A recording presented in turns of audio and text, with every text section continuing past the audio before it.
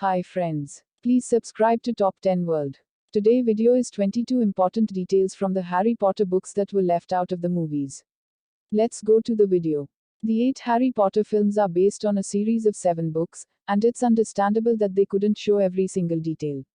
However, some of the details that were left out of the films were really important to the plot of the story, and without them, viewer may not understand what's happening. Some important characters who didn't make the cut include Peeves and Winky.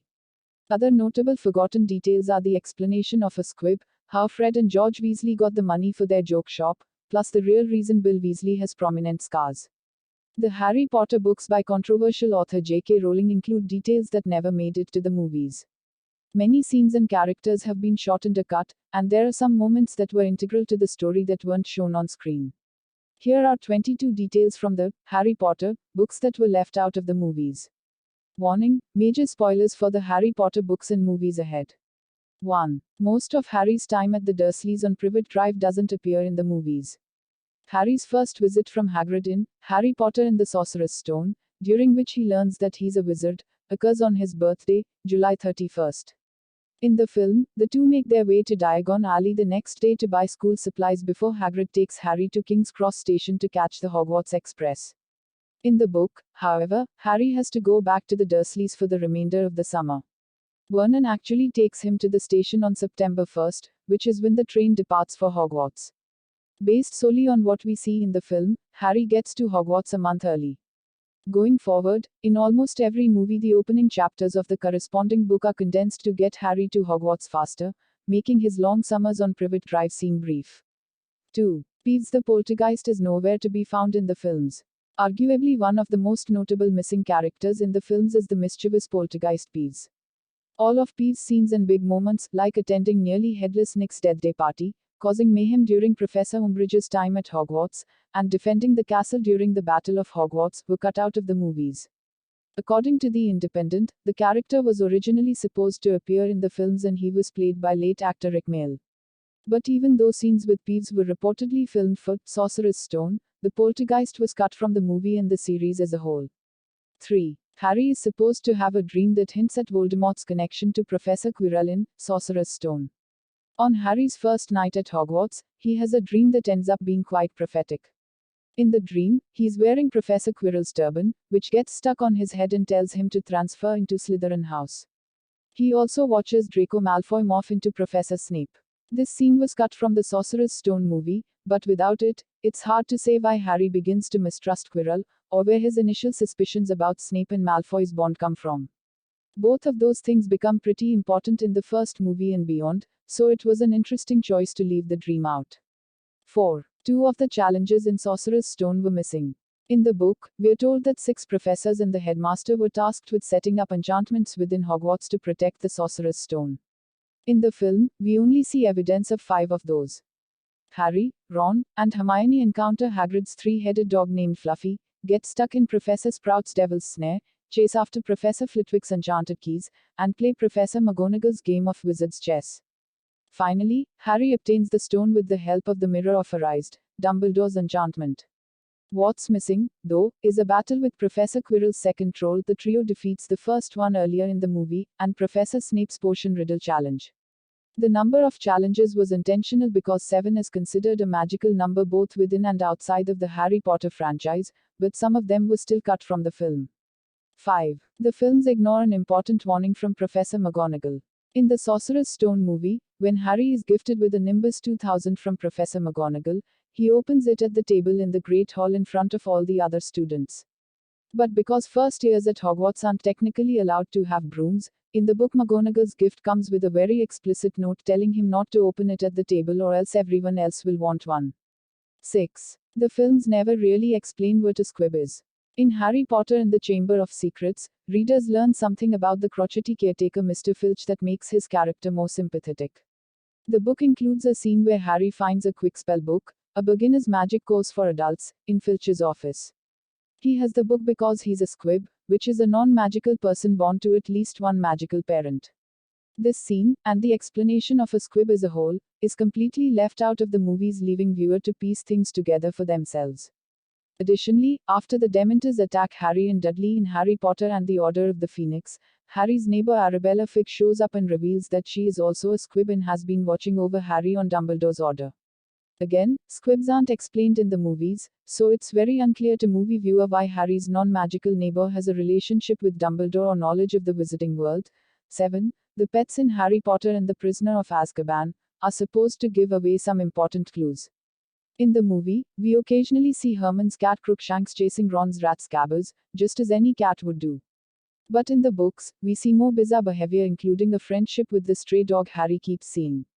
Eventually, we learn that Crookshanks is no ordinary cat. He knew all along that Scabbers was really Peter Pettigrew, Voldemort's right-hand man, in animal form, and that Sirius Black, Harry's godfather, was disguised as a dog. Crookshanks had even been helping Sirius get into the castle to try to capture Pettigrew. None of this is explained in the movies, but somehow it all still works out in the end. 8. The films never tell us who the Marauders are. The big reveal of Prisoner of Azkaban centers around the Marauders, but the movie barely addresses them at all. The Marauders were Remus Lupin, Peter Pettigrew, Sirius Black, and James Potter, who go by Moony, Wormtail, Padfoot, and Prongs. They were the ones who developed the Marauders map that Fred and George give Harry to sneak around the castle. However, in the movie Harry seemingly never figures out that his own father helped create it. Also, all of the Marauders except for Lupin, who was a werewolf, were unregistered animagi, or wizards who can transform into animals. This knowledge helps readers understand how Sirius escaped from Azkaban and how Pettigrew had been living as the Weasley family's pet rat, but movie viewers are left in the dark. 9. Harry never gets his signed hogsmith permission slip in the movies. After trying and failing to get Vernon Dursley to sign his hogsmith permission slip at the beginning of Prisoner of Azkaban, Harry is forced to stay at school while everyone else enjoys the nearby wizard village. The book includes a scene near the end where Harry receives a signed hogsmith permission slip from Sirius, who he recently discovered as his godfather and legal guardian. However, that scene is left out of the movie, which creates some confusion in later films when he's suddenly able to visit the village. 10. The house elves were largely eliminated from the films. The house elves play a huge part in the Harry Potter and the Goblet of Fire book, from Hermione starting the Society for the Promotion of Elfish Welfare to Harry's reunion with Dobby, but the elves are mostly removed from the film. In fact, throughout the series, Dobby and Kreacher are the only house elves with prominent roles in the films, but in the books, Winky is also important to the storyline in Goblet of Fire and Order of the Phoenix. Plus there are at least 100 elves who live and work at Hogwarts. 11. Barty Crouch's big reveal in Goblet of Fire probably left moviegoers with a lot of questions. In Goblet of Fire, we find out that the Mad-Eye Moody teaching defense against the dark arts was actually escaped prisoner Barty Crouch Jr. using Polyjuice Potion, which makes a wizard look like someone else. Throughout this reveal, we find out that he's the one who put Harry's name in the Goblet of Fire. He helped him figure out the tasks, and he ultimately helped orchestrate his meeting with Voldemort in the graveyard at the end of the Triwizard Tournament. What doesn't get explained in the film is how Barty Crouch Jr. escaped from Azkaban in the first place. However, in the book we learn that he and his mother used Polyjuice Potion to swap places, leaving Mrs. Crouch to die in Azkaban. 12. The movies never explained where Fred and George got the money to open their magical joke shop. The Weasleys are not a wealthy family, and we're reminded of this numerous times throughout the series. That makes it difficult to imagine how Fred and George easily accomplish their dream of dropping out of school and opening a joke shop. When the twins start selling their products in Order of the Phoenix and open up the Weasleys' Wizard Weez's shop in Harry Potter and the Half-Blood Prince, no one questions how they paid for it all. But readers of the books will know that Harry gave them the 1,000 galleons he earned from winning the Triwizard Tournament. 13. There's a rift between Percy Weasley and the rest of his family that goes unnoticed in the films. We know that Percy is a strict rule follower given his behavior as a Hogwarts prefect and head boy.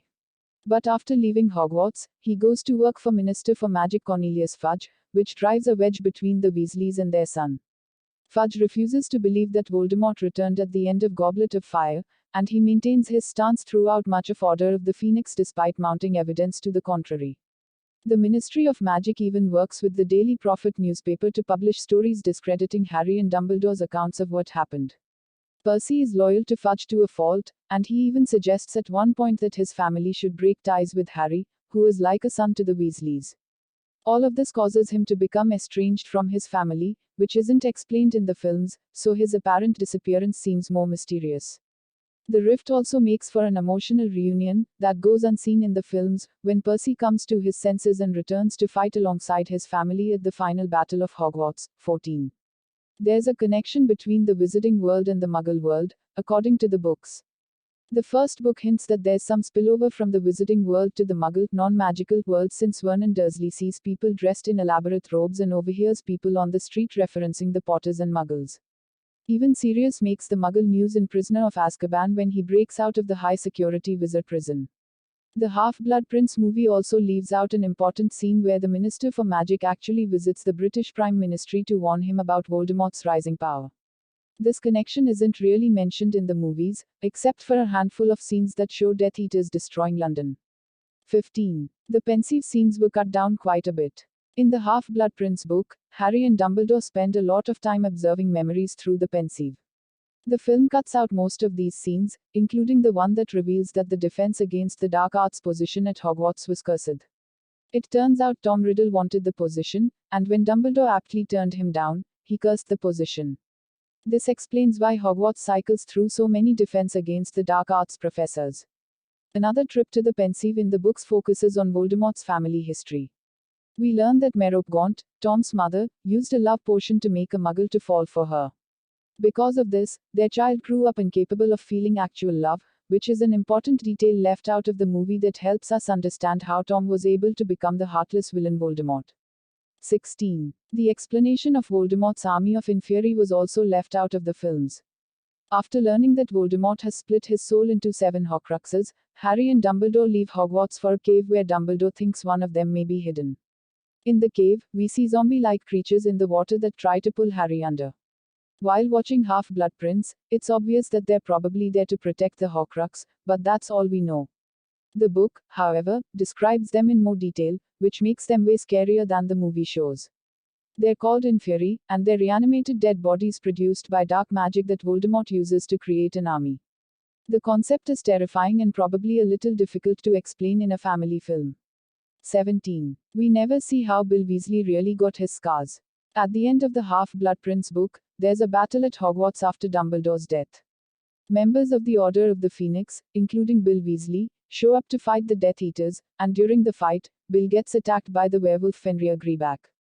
Bill gets away with just a scar and some side effects since Greyback hadn't fully transitioned before attacking him.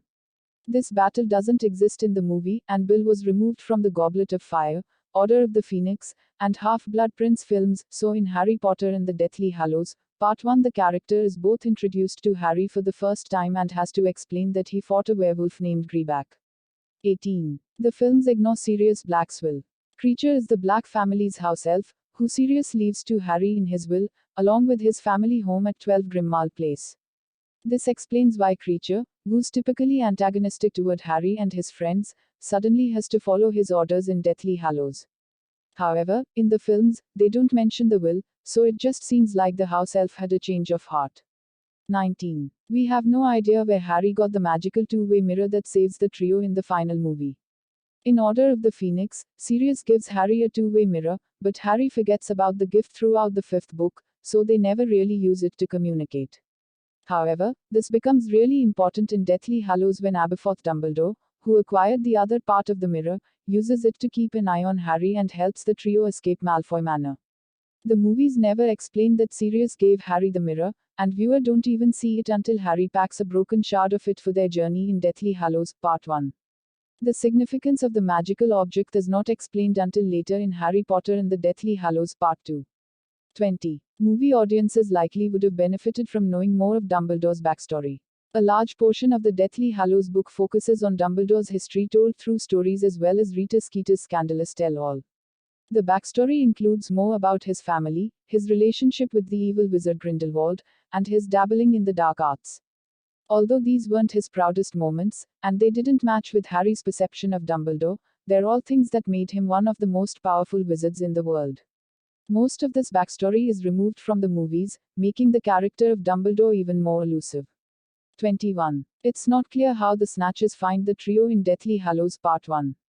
In Deathly Hallows, Voldemort puts a jinx on his own name in order to trace any wizard who uses it, because he knows that the trio, Dumbledore's army, and the Order of the Phoenix are the only wizards who would dare speak his name out loud. In the book, the trio is caught twice because of this jinx, first while escaping Bill and Fla's wedding and then again when they're hiding in the forest looking for Horcruxes. In the film, they are also attacked in the same instances, but the movie avoids explaining the jinx on Voldemort's name. The Death Eaters and Snatchers just happen to find their hiding places with no explanation. 22. There was no shrine to the Potters in Godric's Hollow in the movie. In Deathly Hallows, Harry and Hermione make their way to Godric's Hollow to try to speak with Dumbledore's friend Bathilda Bagshot, and also for Harry to see where he was born and his parents died. When they get there, they find a statue that only wizards can see honoring Lily, James, and Harry Potter, along with messages of encouragement from other witches and wizards supporting Harry's fight against Voldemort.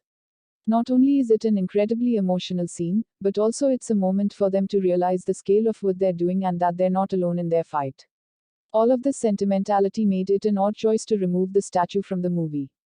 Thanks for watching this video. Please subscribe our channel.